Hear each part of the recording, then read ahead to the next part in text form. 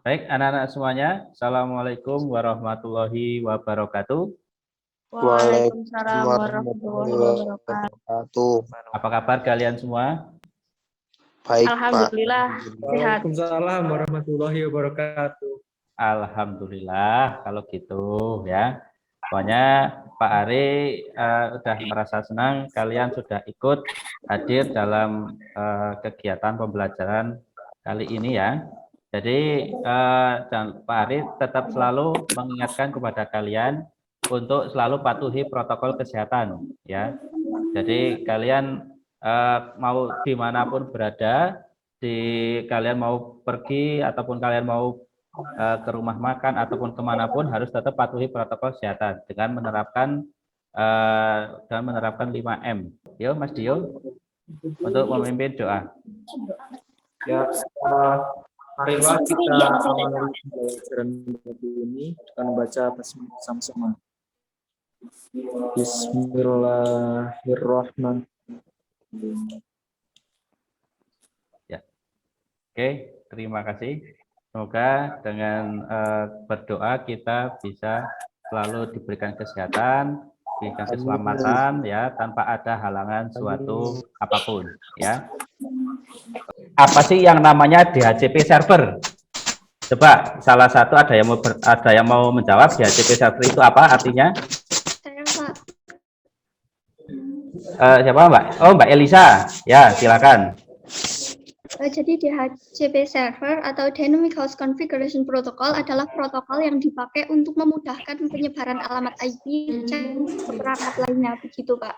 Yang namanya DHCP kan intinya kan memberikan alamat IP otomatis, ya kan? Alamat IP otomatis kepada klien itu. Jadi DHCP itu kan mempermudah kita untuk mengkonfigurasi IP address kepada klien biar ketika misalkan dari jumlah banyak ataupun 100 komputer itu biar lebih mudah untuk dikonfigurasi.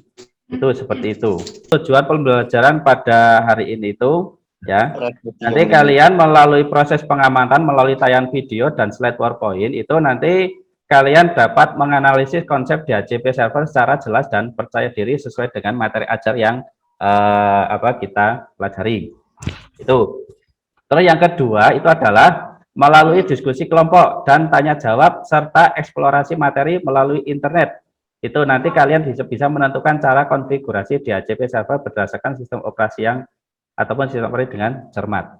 Itu. Nah, untuk DHCP server, nah apa sih yang namanya DHCP server itu? Itu DHCP server itu adalah protokol yang berbasis arsitektur ataupun client server yang dipakai untuk memudahkan pengalokasian alamat IP dalam satu jaringan. Ini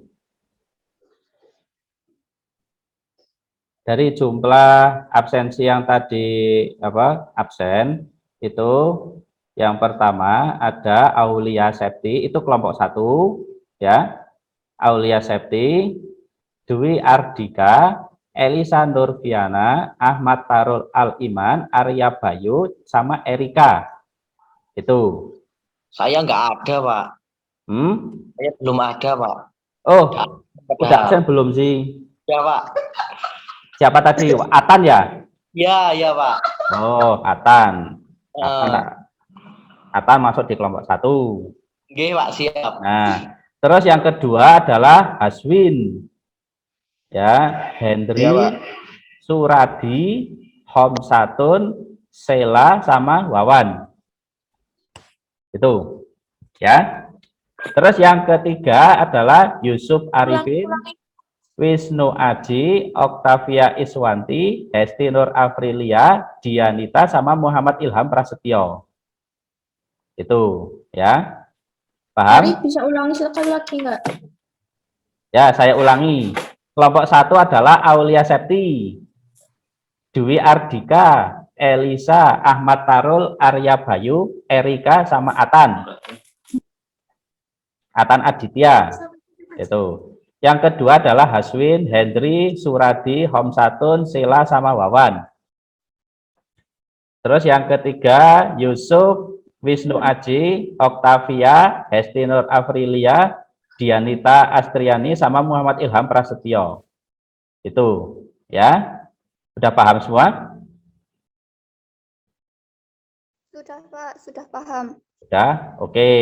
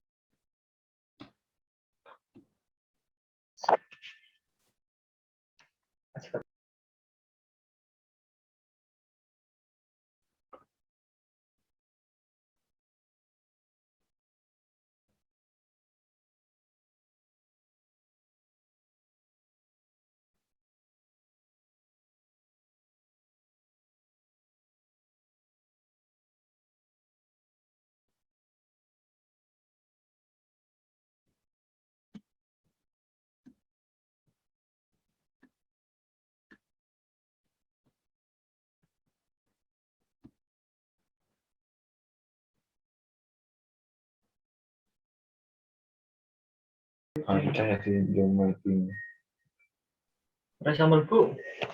Itu sambal.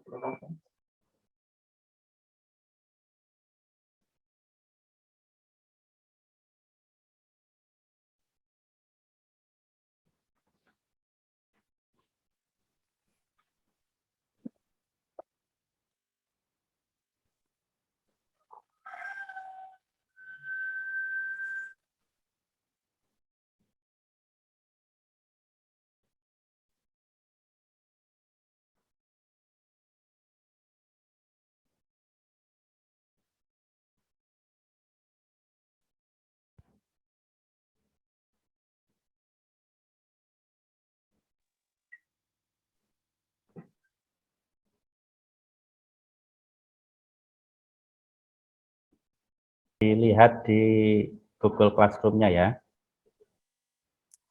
Nanti si Elisa kelompok berapa? Kelompok 1 kan? Iya, iya. Erika ya?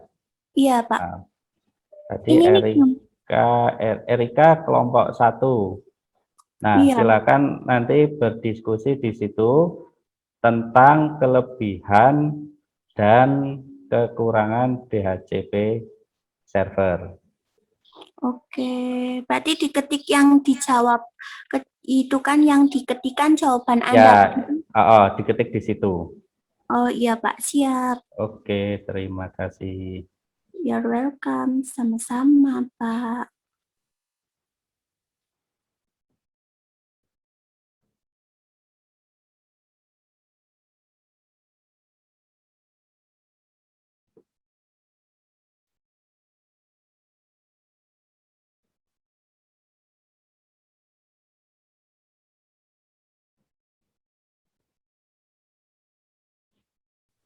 Oke, coba sekarang ada yang mau mempresentasikan? Siapa? Siapa dulu? Kelompok Kelompok 3, Mas Yusuf. Siapa dulu? Kelompok 1, Kelompok Pak. 1. Kelompok 1. Oh ya, coba silakan kelompok 1 terlebih dahulu mempresentasikannya. Saya yang kekurangannya ya. Kami dari kelompok 1 akan mempresentasikan hasil diskusi kami. Ya. Jadi kelebihan dan kekurangan DHCP server adalah pertama, kelebihan DHCP server adalah mempermudah transfer data antar komputer silent dan komputer server. Kemudian kedua, mengelola alamat IP secara otomatis. Kemudian yang ketiga, mencegah terjadinya konflik antar alamat IP komputer. Kemudian yang keempat, DHCP mampu mendistribusikan dan menggunakan alamat IP yang tidak dapat digunakan di komputer silent lain atau reusable.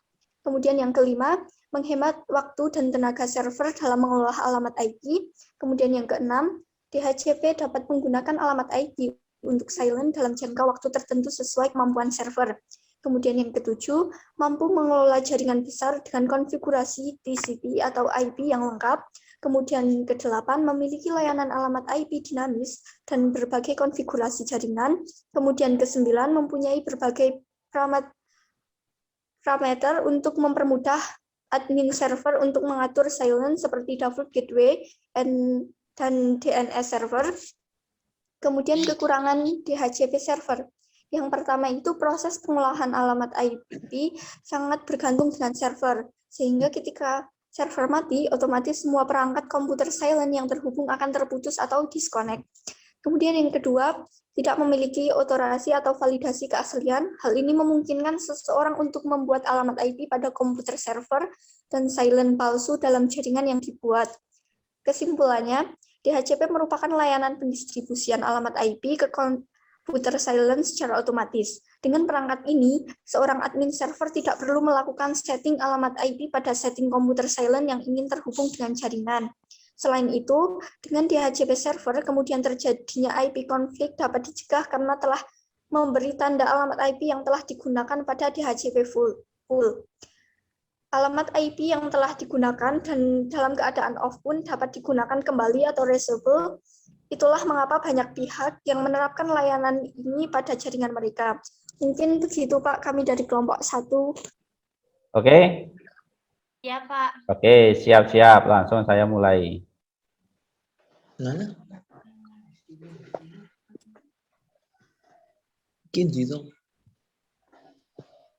Ayo. Pertanyaan pertama.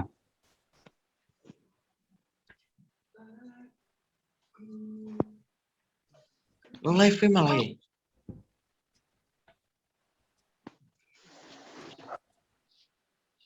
Ayo.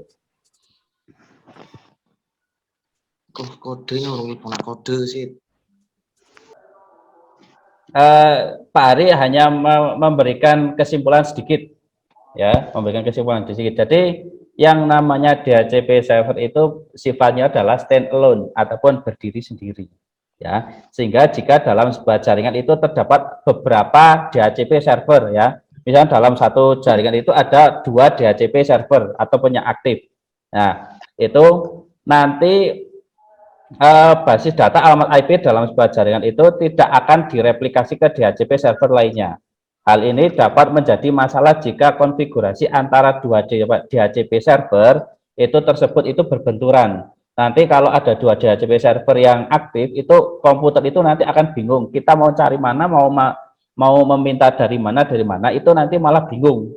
DHCP itu memberikan. Nah, karena protokol IP itu tidak mengizinkan 2 host itu memiliki alamat yang sama. Itu. Nah, selain dapat menyediakan alamat dinamis kepada klien, DHCP server juga dapat menetapkan sebuah alamat statik kepada klien, sehingga alamat klien akan tetap dari waktu ke waktu. Jangan lupa ya, Pak Ari selalu berpesan kalian untuk selalu patuhi protokol kesehatan dimanapun berada, ya. Maupun kalian mau bepergian, maupun ke warung makan, itu selalu patuhi protokol kesehatan. Ya, jangan sampai kita terlena karena pandemi itu belum berakhir. Oke, sebelum kita akhiri kegiatan pembelajaran pada pagi hari, mari kita berdoa terlebih dahulu. Doa penutup. Ya, coba silakan ada yang mau menutup berdoa, Mbak Elisa mungkin bisa. Untuk menutup pembelajaran pada hari ini, mari kita tutup dengan bacaan Alhamdulillah bersama-sama. Alhamdulillahirabbil alamin. Pertemuan berikutnya nanti kita praktek bagaimana cara mengkonfigurasi DHCP server, ya. Itu aja. Terima kasih. Sampai jumpa di hari berikutnya. Oke, terima kasih. Assalamualaikum warahmatullahi wabarakatuh. Waalaikumsalam warahmatullahi wabarakatuh. Wabarakatuh. Terima kasih semua, ya.